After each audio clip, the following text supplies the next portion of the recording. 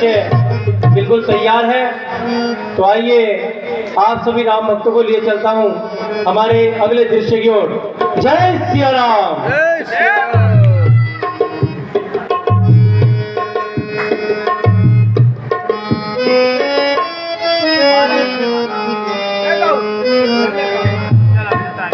Hello hello hello.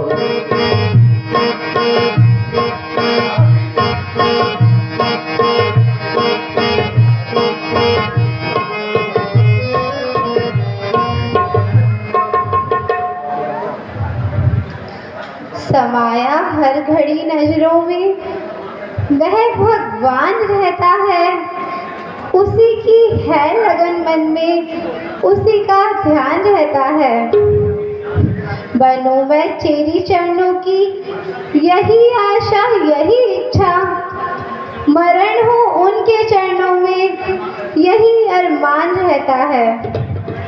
जुदाई हर घड़ी की अब मुझे बेचैन करती है,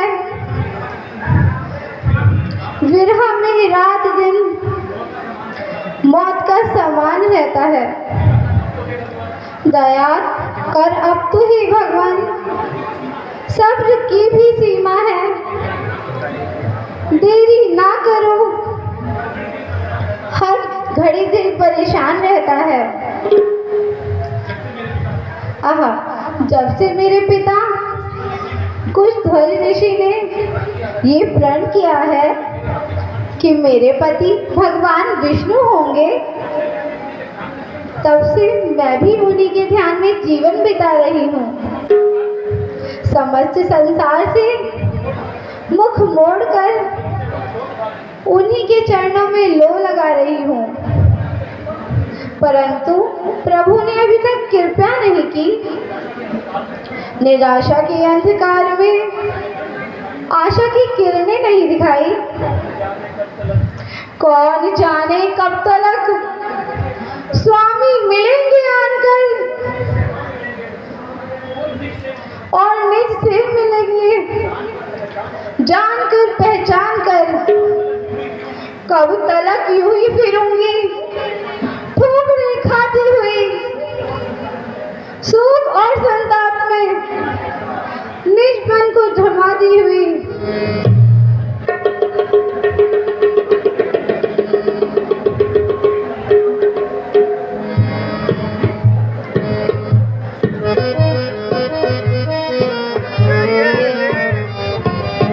निर्जन वन में सोमवती ऐसी सुंदर नार, जैसे मोती कीच में चमकत है हर बार। बल खाए टूटी अलग मुख पर करत विहार, जैसे चंद्र की गोद में खेलत नाग कुमार। नहीं, यह उपमा उचित नहीं। सस्य श्यामल स्थान पर क्यों कामनी का वास, जो अंधियारी रेन में चंद्र देव का हास। आह, गोरे गोरे गाल पर काले काले बाल, या चंदन के वृक्ष से लिपट रहे हो ग्याल। नहीं नहीं, यह उपमा भी अधूरी है। विद्या के भंडार उपमा तो तू दे सकता है एक छोड़ हजार, परंतु शुद्ध होने चाहिए मनोविचार।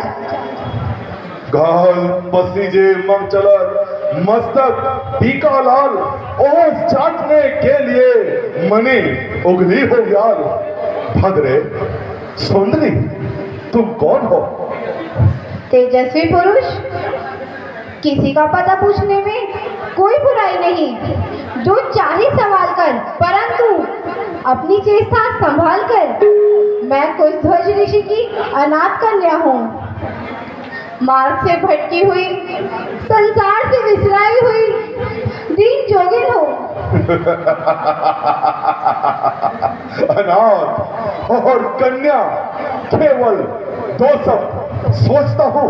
एक कूजे में है दरिया बंदो, एक तो कुमारी और उस पर अनाथ। एक उत्तर और आनंद दो। संभल संभल ओ लंकापति संभल, अधिक ना मचल।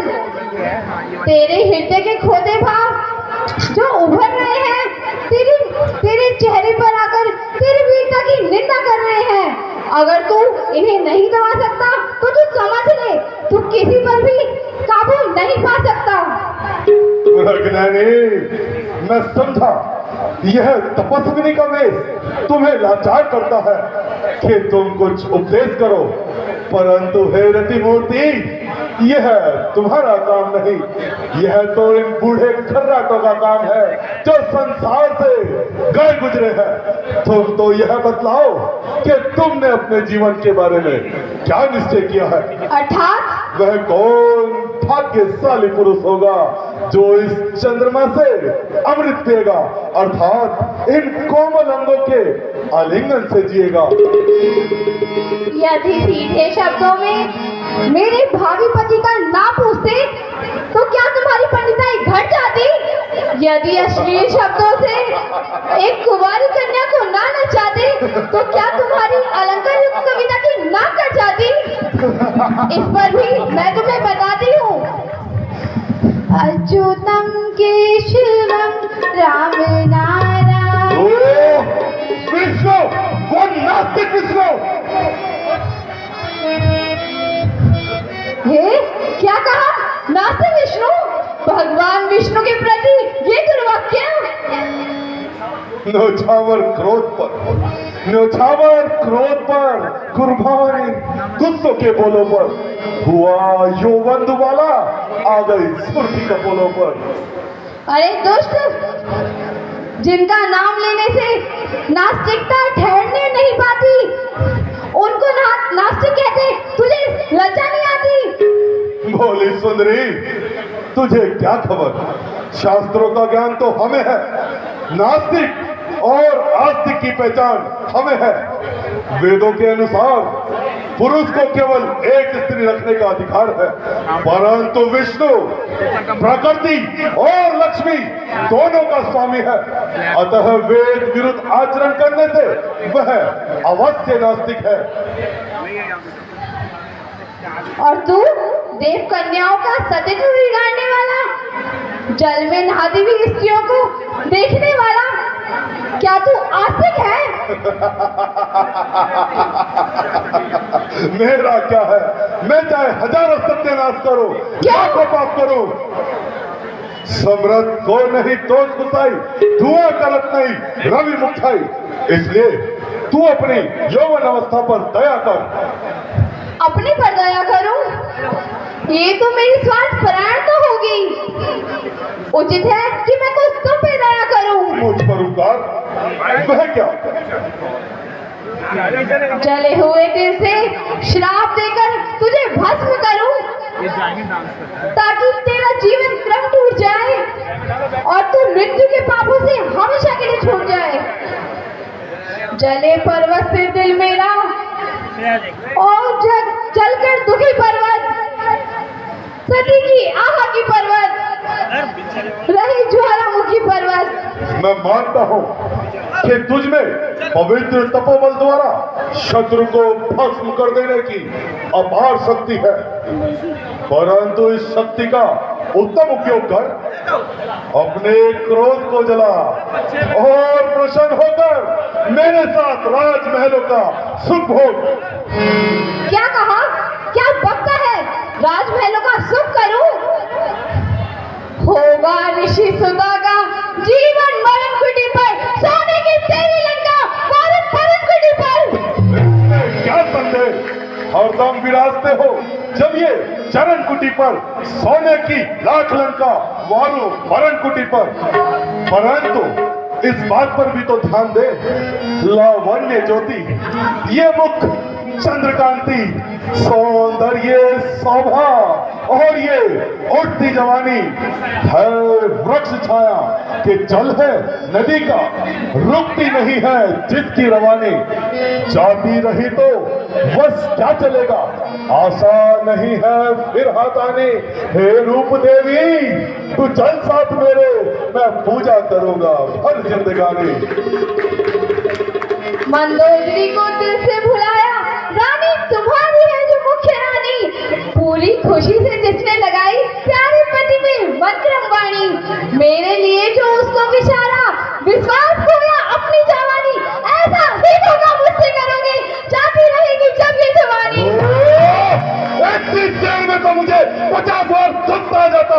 मगर ये तेरे ही प्रेम के तीर है जो बार बार मेरे कड़क को रोक रहे हैं। इतनी देर में तो कोई लाख बार शर्म से मर जाता, परंतु तेरे कठोर वाक्य जो मेरे पवित्र हृदय में छुरियां भोग रही है। उठाकर तुझको रख लेता अभी अपने गुब्बारे में जबरदस्ती, मगर अच्छी नहीं। चाहत के बारे में जा जा, तू किस हवा में है? जलाकर भस्म कर सकती हूँ एक अदना इशारे में, मगर जब श्राप देती हूँ तो रहती हूँ कसारे में। क्योंकि मैंने बड़ी शांति और सुख से तप किया है। यदि मुझे क्रोध आएगा तो मुफ्त में मेरे तप का पुण्य धार्मिक फल हट जाएगा। तू भला से लाख दुष्ट और क्रूर है, परंतु तुझे जीतने की अपेक्षा मुझे अपने क्रोध से भी मंजूर है। शांत शांत और निर्भय बाला, शांत। क्रोध करती हो और क्रोध को जीतना जीतना पुकारती हो, जहर खाकर जहर उतारती हो। मैंने बस कह दिया। यदि मैं विष्णु और विष्णु लोक को जड़मूल से उखाड़कर समुद्र में डुबो दूं और तेरी हवाई आशाओं को पल में खो दूं, तब तो तू मुझे अंगीकार करेगी? नहीं, 1000 जन्म में भी नहीं। जितना तुझे ये ऋषि कन्या अब धिक्कार रही है, फिर भी धिक्कारती रहेगी। बड़े अल्फाज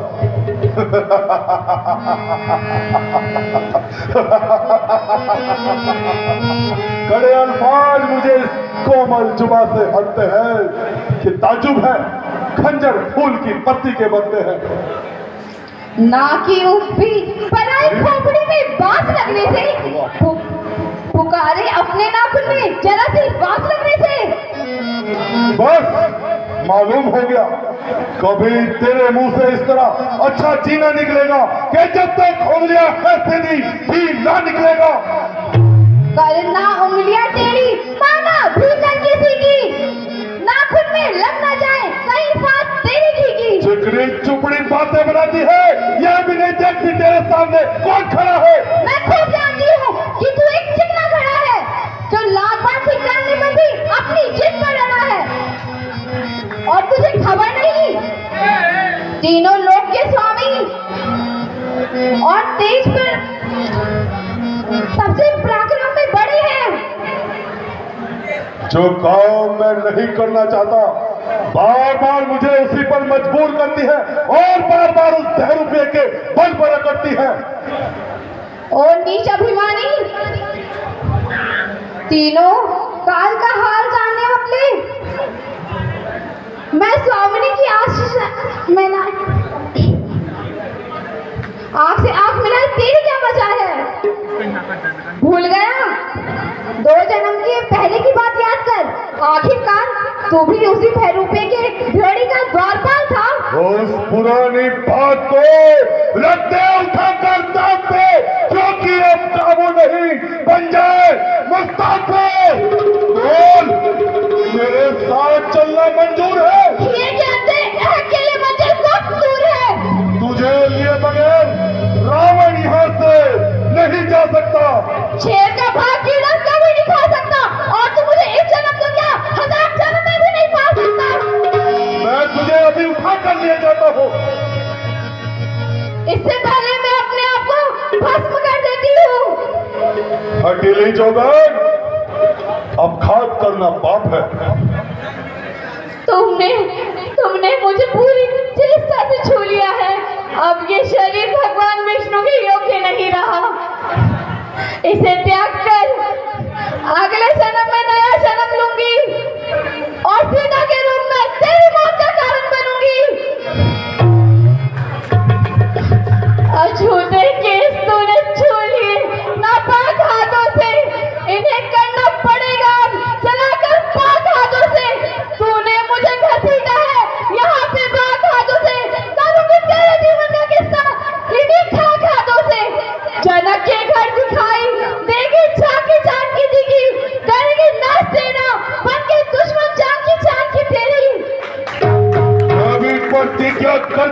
हूँ, एक बार भारत अवश्य आऊंगा। जनक पुत्री जो सीता होगी उसको लंका अवश्य दिखाऊंगा।